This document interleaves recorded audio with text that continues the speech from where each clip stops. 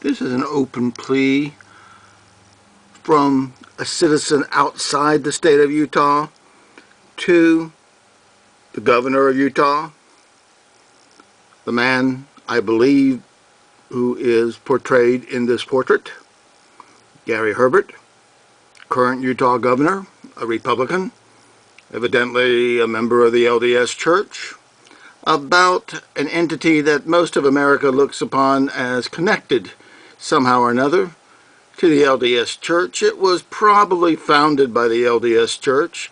It probably has operating officers and employees, majority of which may be LDS Church. I don't think it's controlled by the LDS Church, but it's in contractual relationship with the LDS Church and their genealogy official site. So it is an embarrassment not only just to the state of Utah, possibly, but it would also be an embarrassment to the LDS Church one more time. Here's what the embarrassment would be.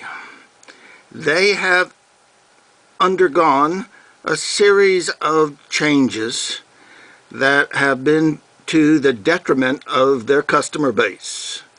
They have a contract on Ancestry DNA that they don't tell anyone up front or in big print like it should be, but they end up owning and controlling the DNA of everyone who tests with them, and they do so in a manner that the people usually do not know. It is within the contract, so it's not total fraud. It is written there in the terms, but I've questioned numerous Ancestry DNA folk, and they did not know that they gave up their rights to DNA so that they now have a co-owner that does not have to share profits that they make using their DNA with all the other DNAs they collect. There's nowhere, no one knows this, it seems.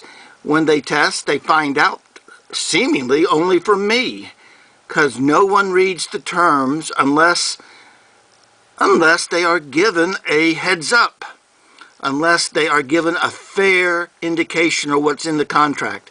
And instead they're made to believe that their contract with Ancestry DNA is identical to that of those without any LDS connection or any Utah connection, because the other companies are in Texas and California. They have consumer laws there. I'm asking you, Governor, do you have any consumer laws about fair actions with the consumer? If not, say nothing. If you do, then speak up and stop this boondoggle where they've been hornswoggled, like they would in Texas, hornswoggled by Ancestry DNA, Ancestry.com, to pay them money so that they can give to Ancestry DNA all rights to their DNA, while still retaining their useless ownership rights and turning it over to a collector that's going to have millions of Americans' DNA without the Americans knowing it. This is obscene in America, but maybe in Utah it's okay. How about it, Governor? Do you have any laws protecting America? I'll wait to hear an answer. If I hear none, then your answer is you're not going to do a thing about Ancestry and its non-disclosure. All you have to do is publicize it.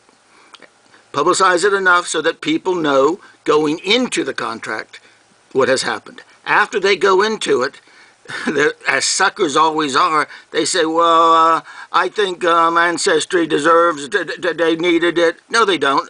23andMe didn't, and they're not that great a corporation. And neither did FTDNA need it. Neither one needed it. And they're simply a DNA company.